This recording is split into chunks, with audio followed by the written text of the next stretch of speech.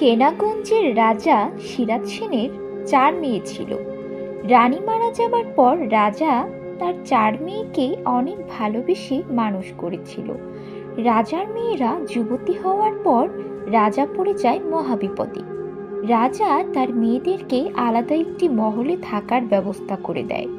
সেই মহলের চারপাশে অনেক সেনা নিযুক্ত থাকার পরও রাজার মেয়েরা রাতে কোথায় যেন হারিয়ে যায়, কিন্তু রাজা কোনোভাবেই তা বুঝতে পারে না তার মেয়েরা রাতে কোথায় যায়। তাই রাজা বিভিন্ন এলাকার রাজপুত্রদের সংবাদ দেয়, রাজকন্যাদের রহস্য যদি কেউ বের করতে পারে তাকে রাজার এক কন্যার সাথে বিয়ে দিয়ে একটি রাজ্য তার নামে লিখে দেবে, আর যদি এর রহস্য বের করতে না পারে তাহলে তাকে ফাঁসিতে ঝুলিয়ে মৃত্যুদণ্ড দেওয়া হবে।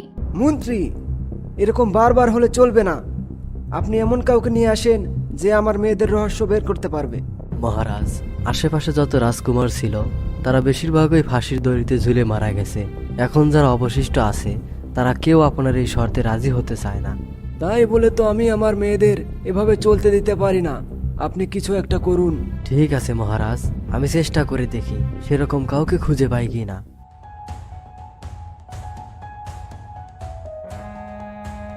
মনে হচ্ছে জঙ্গলের শেষ প্রান্তে চলে এসেছি।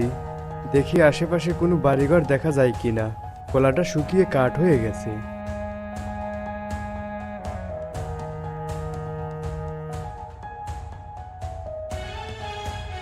ওই যে একটা কালো বিড়াল দেখা যাচ্ছে, নিশ্চয় আশেপাশে কোনো বাড়ি আছে।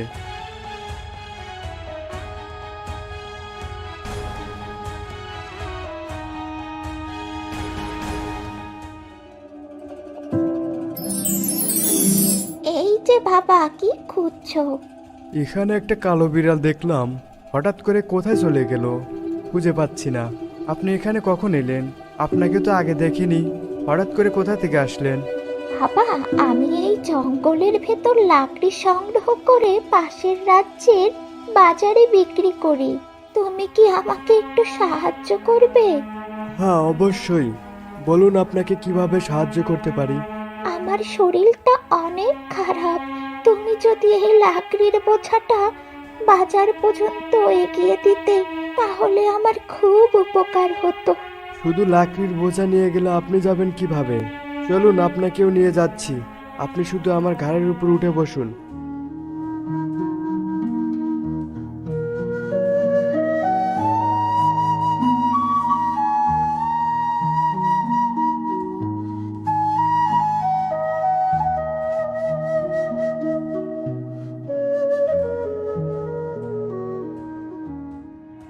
তুমি বড্ড ভালো ছেলে, বিনা স্বার্থে আমাকে সাহায্য করলে। আমি তোমাকে এর প্রতিদান দেব। না বুড়িমা, এর প্রতিদান আপনাকে দিতে হবে না। আমি আপনাকে এমনিতেই সাহায্য করেছি।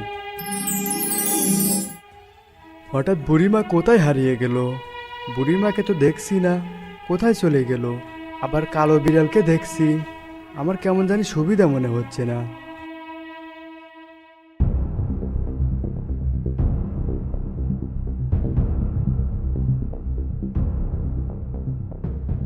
তোমাকে খুব চিন্তিত মনে হচ্ছে, কিছু হারিয়ে ফেলেছো নাকি? না, আমি কখনো চিন্তা করি না, আর করতেও চাই না। কারণ অতীত ভবিষ্যৎ নিয়ে কখনো আমি ভাবি না। বর্তমানকে নিয়ে অনেক সুখে আছি। বাহ, আমি তোমার কথায় অনেক খুশি হয়েছি। তোমার জন্য একটা সুযোগ আছে, জিততে পারলে রাজকন্যা সহ পুরো রাজ্য পাবে। আর না পারলে ফাঁসিতে ঝুলে মরতে হবে। আপনাদের রাজ্যের এই অদ্ভুত নিয়ম আমি আগেই শুনেছি। জীবনে যদি না থাকে তাহলে রাজ্য দিয়ে কি করব? রাজীব রাজকুমারী মুক্তামণিকে দেখে মুগ্ধ হয়ে তার প্রেমে পড়ে যায়। তখন তার মনের মধ্যে রাজকুমারীকে পাওয়ার আকাঙ্ক্ষা জেগে ওঠে। মন্ত্রী মশাই, আপনি নিজে এসে যখন আমাকে বলছেন, আপনার কথা ফেলি কিভাবে? আমি কালকেই যাব রাজমহলে রাজকুমারীদের রহস্য উদ্ঘাটন করতে।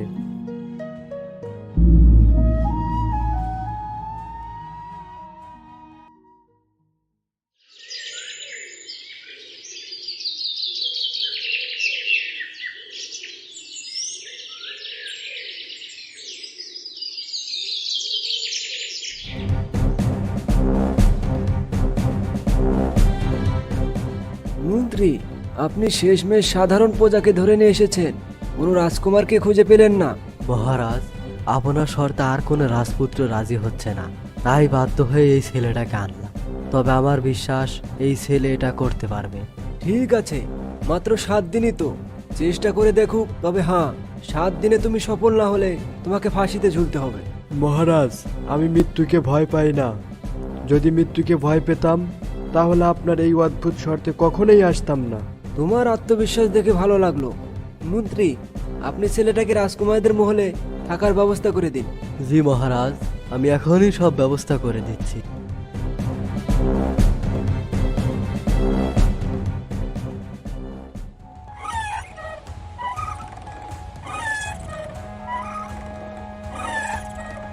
এ কি, ওই জঙ্গলে কালো বিড়াল রাজমহলে কি করছে? এই বিড়াল কি তাহলে আমাকে অনুসরণ করছে? না, আমার সুবিধা মনে হচ্ছে না। আমি যেখানে যাচ্ছি বিড়াল আমার পিছু ছাড়ছে না।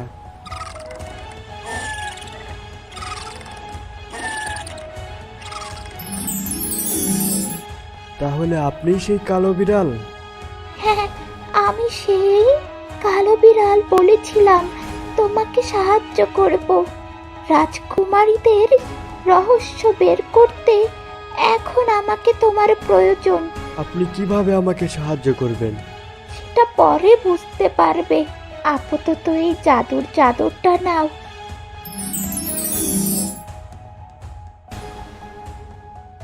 এটা গায়ে পড়লে কেউ তোমাকে দেখতে পারবে না। আর রাতের রাজকুমারীরা যে লাল শরবত তোমাকে খেতে দেবে সেটা ভুলেও খাবে না। আপনাকে অনেক ধন্যবাদ আমাকে সাহায্য করার জন্য।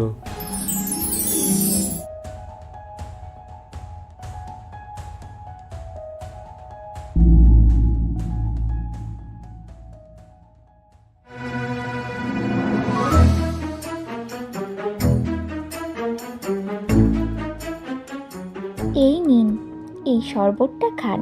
এটা পৃথিবীর সেরা সুস্বাদু শরবত। আপনাকে ধন্যবাদ রাজকুমারী। কিরে মুক্তা, কাজ হয়নি? তাড়াতাড়ি আয়। হয়ে গেছে প্রায়, আসছি। শরবতের সাথে ঘুমের ওষুধ মিশিয়ে রাজীবকে খেতে দেয়। এদিকে রাজীব বুড়ির কথা মতন রাজকুমারীকে ফাঁকি দিয়ে শরবত ফেলে দিয়ে অজ্ঞান হওয়ার অভিনয় করে। মুক্তামণি রুম থেকে চলে গেলে রাজীব বুড়ির দেওয়া জাদুর চাদর পরে রাজকুমারীদের রুমে এসে দেখতে পায় রাজকুমারীরা জাদুর দরজাতে প্রবেশ করেছে। রাজীবও রাজকুমারীদের সেই জাদুর দরজা দিয়ে প্রবেশ করে। এরপর রাজীব নিজেকে একটি জাদুর রাজ্যের মধ্যে দেখতে পায়। কিছু পথ হাঁটতেই একটি গাছের ডালের সঙ্গে রাজীবের চাদর পেঁচিয়ে খুলে যায়। সবকিছু কাঁপতে থাকে।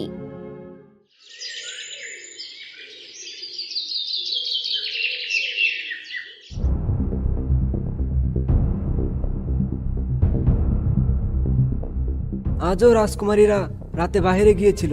কোথায় গিয়েছিল তুমি কি জানতে পেরেছো? না মহারাজ, আমি কিছু জানতে পারিনি। কিছুই জানতে পারোনি, অথচ তুমি নিশ্চিন্তায় ঘুমাচ্ছ। তোমার কি মৃত্যুর ভয় নেই? মহারাজ, এখন যেহেতু বেঁচে আছি, শুধু শুধু মৃত্যুর কথা ভেবে চিন্তা থাকবো কেন? যখন মরার তখন তো মরতেই হবে। সেটা তোমার ব্যাপার, কিন্তু মনে রেখো তোমার হাতে আর মাত্র 6 দিন সময় আছে।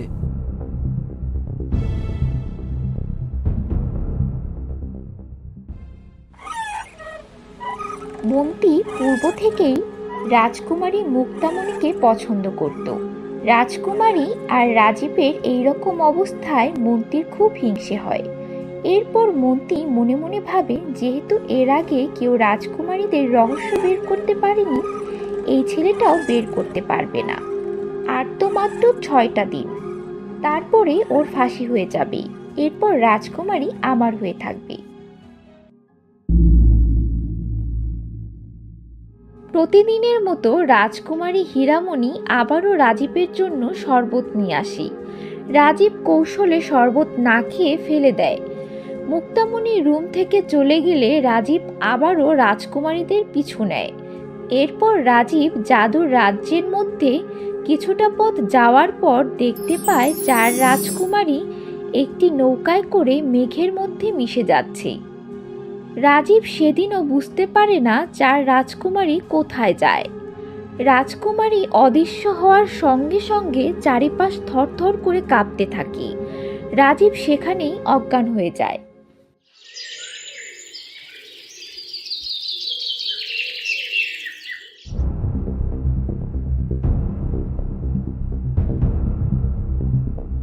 এই যে শাহজাদা, উঠো। এমন ভাবে ঘুমাচ্ছে মনে হচ্ছে পুরো রাজ্য পেয়ে গেছে। এত নিশ্চিন্তে ঘুমাচ্ছ? রাজকুমারীদের রহস্য কতটুকু জানতে পারলে? না মহারাজ, এখনো কিছুই জানতে পারিনি। আমার মনে হয় তুমি কিছু জানতেও পারবে না। রাজকুমারীরা কোথায় যায় সেটা খোঁজ না নিয়ে এভাবে ঘুমালে কিভাবে জানতে পারবে? মহারাজ, আপনি তো জানেন আমি চিন্তা করতে পছন্দ করি না। তোমাকে চিন্তাও করতে হবে না। আমি তোমার জন্য ফাঁসির মঞ্চ তৈরি করাচ্ছি। এই 5 দিন যা মন চায় তাই করো।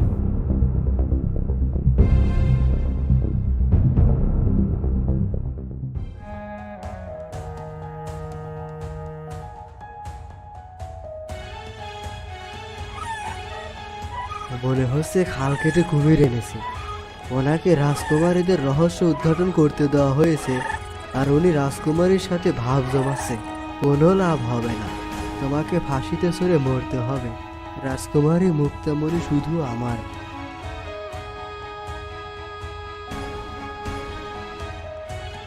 কি রে মুক্তা, তাড়াতাড়ি আয়, তোর কাজ হয়নি?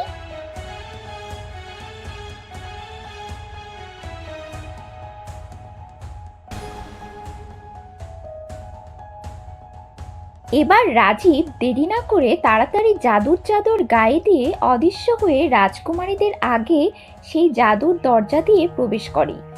রাজকুমারীদের আগে আগে গিয়ে নৌকায় ওঠে। এরপর রাজকুমারীরা নৌকায় উঠলে নৌকা রাজকুমারীদের নিয়ে মেঘের মধ্য দিয়ে এক জায়গায় গিয়ে দাঁড়ায়। সেখানে 3টা রাজকুমার রাজকুমারীদের জন্য অপেক্ষা করছিল। রাজকুমারী মুক্তামণি নৌকায় দাঁড়িয়ে থাকে, আর 3 জন রাজকুমারী 3 রাজকুমারদের সাথে চলে যায়। রাজীব এবার বুঝতে পারে রাজকুমারীরা কোথায় যায়। মুক্তামণি সাথে কোনো রাজকুমার না থাকায় সে অনেক খুশি হয়। কিছুক্ষণ পর সবকিছু কাঁপতে থাকে। এরপর রাজীব সেখানে পুনরায় অজ্ঞান হয়ে যায়।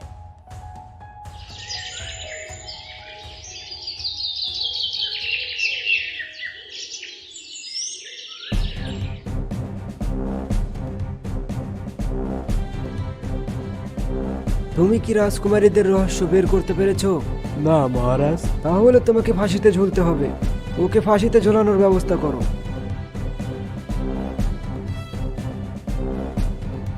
মহারাজ, আমি রাজকুমারীদের রহস্য জানতে পেরেছি, কিন্তু বলতে পারবো না। মহারাজ, ও এখন আপনাকে মিথ্যা গল্প শোনাবে। আপনি ওর কথা শুনবেন না, ওকে ফাঁসি দিয়ে দিন। চুপ থাকুন মন্ত্রী। তুমি কি প্রমাণ দেখাতে পারবে? হ্যাঁ মহারাজ, আমি আপনাকে প্রমাণ দেখাতে পারবো। ঠিক আছে, নিচে এসে প্রমাণ দেখাও।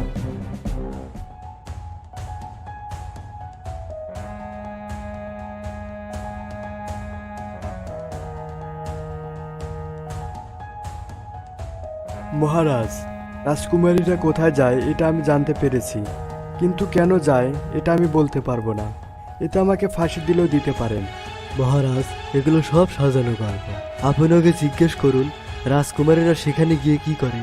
মন্ত্রী, শর্ত ছিল রাজকুমারীরা কোথায় যায় এই রহস্য বের করতে, কিন্তু সেখানে গিয়ে কি করে তা বলতে হবে, এটা শর্তের মধ্যে ছিল না।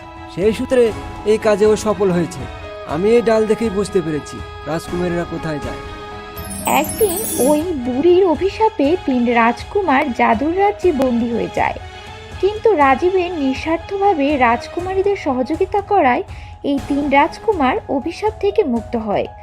এতে রাজা অনেক খুশি হয়, আর রাজকুমারী মুক্তামণিকে রাজীবের সঙ্গে বিয়ে দিয়ে একটি রাজ্য তার নামে লিখে দেয়। আর বুড়িও চাইছিল একজন ভালো মানুষ এসে রাজকুমারদের সাহায্য করুক। এর জন্যই জাদুর রাজ্যে রাজীব যখন অজ্ঞান হয়ে যেত, তখন ওই বুড়ি রাজীবকে নিয়ে তার ঘরে রেখে আসতো। এভাবেই বুড়ি রাজীবকে তার উপকারের প্রতিদান দেয়।